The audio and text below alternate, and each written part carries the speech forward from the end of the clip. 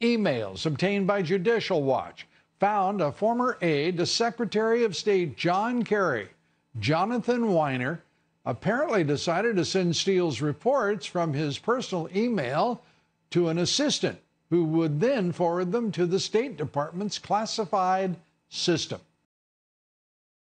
Well, Weiner's supposed to be doing work on Libya for John Kerry's State Department, but instead he was the handler, it looks like, for Christopher Steele, who, given the volume of reporting and material he was sending to the State Department both before and during Russiagate, may as well have had a desk at the Obama State Department. And as you point out, Steele's material was concerning enough to senior officials at the State Department. They wanted to put on the classified system.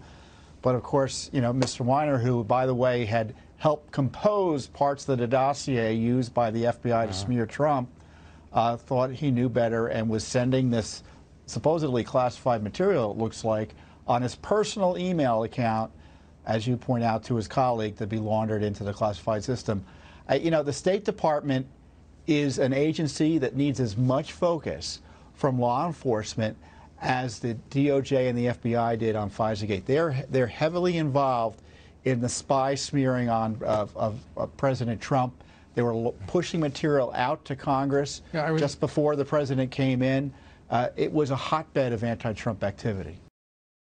There were a number of entry points into the federal system of this dossier that was the fraudulent work of Fusion GPS, Christopher Steele, and of course paid for by the Clinton campaign and the DNC.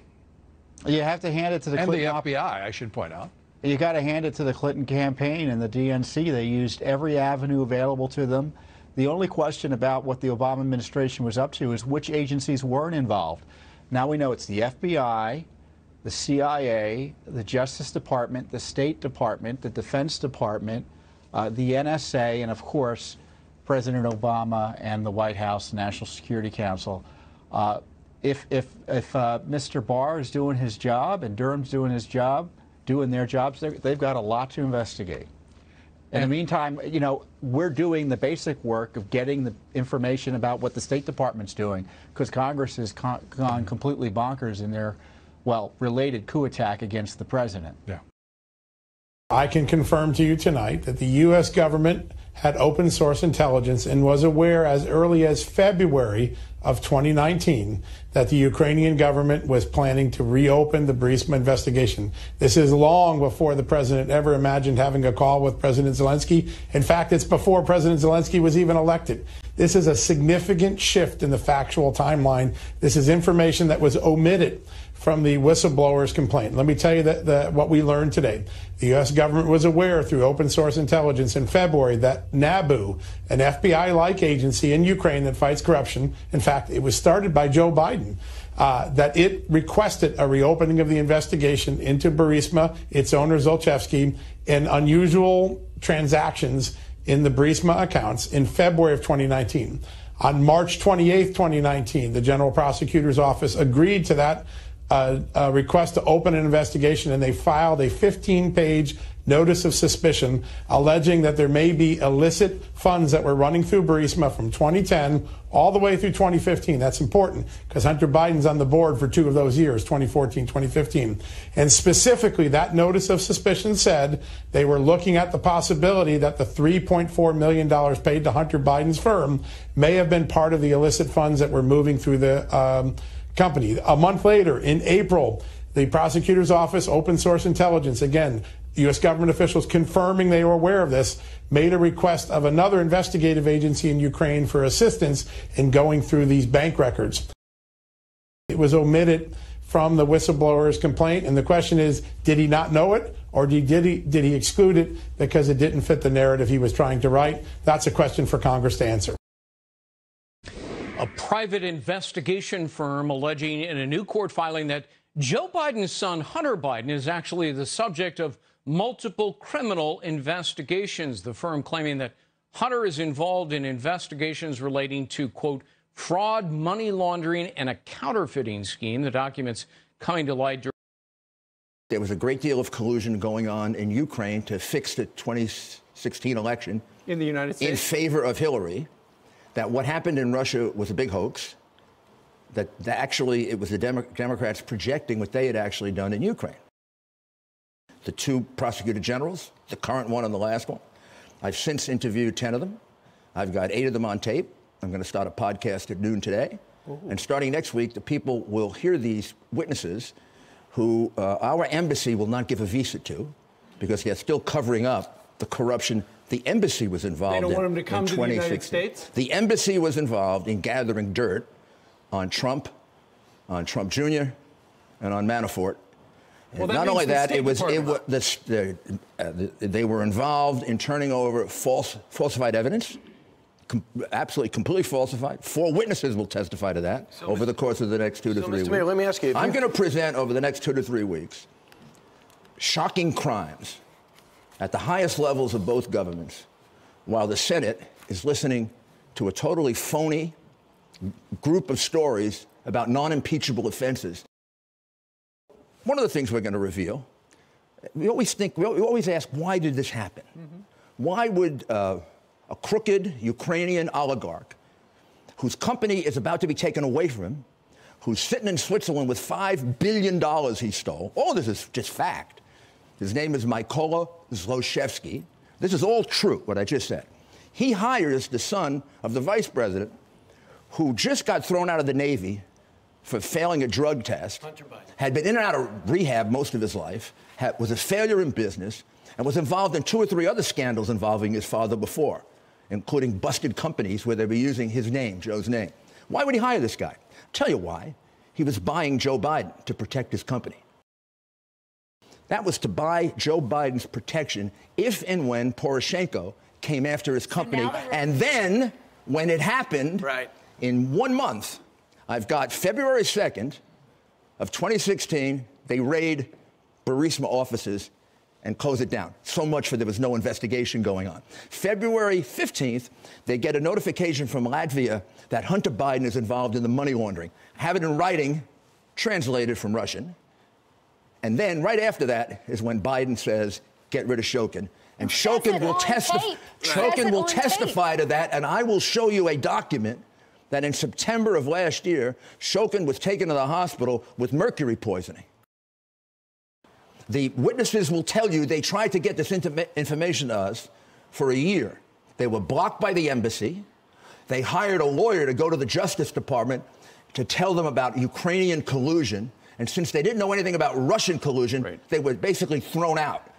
They will tell you that at least one of the FBI agents was corrupt, and they didn't trust any longer the FBI or the Justice Department because they were convinced that they were still being controlled by Hillary Clinton partisans. Biden should have been prosecuted already for bribery. It wasn't only 1 bribe, it was 2 bribes. The first bribe was Poroshenko, through a lobbying company. The former leader of Ukraine. Poroshenko takes over the country. Zlochevsky flees with his $5 billion. Zlochevsky's afraid that Poroshenko is going to take his company. And then Joe Biden gets announced as point man for Ukraine by Obama. Point man, whatever that is. I know what it is, actually. And he says he's going to be giving out the money. They had $800,000 left in their national bank. That's how much money Yanukovych stole, Zlochevsky being one of his mafia members. Zlochevsky had $5 billion of it. They're coming after his money. They're coming after his company. All of a sudden, Biden is announced as the most important guy in Ukraine. He's going to give out the money. Then he hires Biden's son. You know what happened in between? He made a deal with Biden. You be on board to protect me against Poroshenko taking my company. When they moved to take the company, that's when Biden came in and had the prosecutor fired. And within 4 months, the crooked oligarch who's sitting with $5 billion comes back to the Ukraine. He is not prosecuted. He is sitting there fat and happy with his company. And then we got another bribe. You don't think the president of the Ukraine shared in that $5 billion that the crook kept? Rudy. The bribe to the president of the Ukraine, the amount of money, I can't be absolutely sure of. Let's say it's well in excess of $10 million. You know, the entire crowd has Now, that shouldn't be revealed. So how does this end?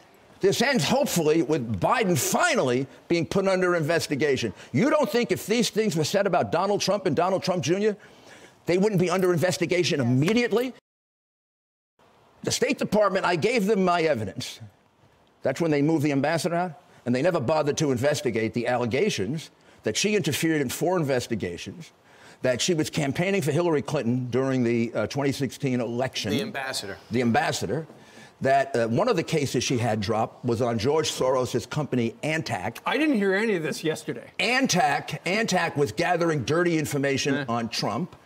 That on January 16th of 2016, there was a meeting in the National Security Council, and members of Obama's National Security Council, some people think, including the present whistleblower, told Ukrainian officials to dig up dirt on Trump Jr., and Manafort. In the White House, they said, dig up dirt.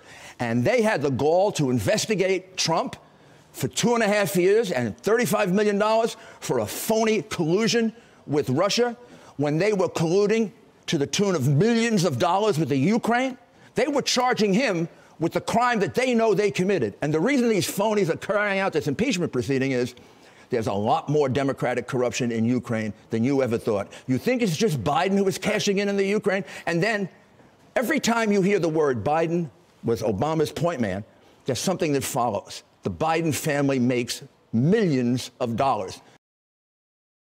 They got an investment in a $1.5 billion housing program in Iraq when Biden was named point man.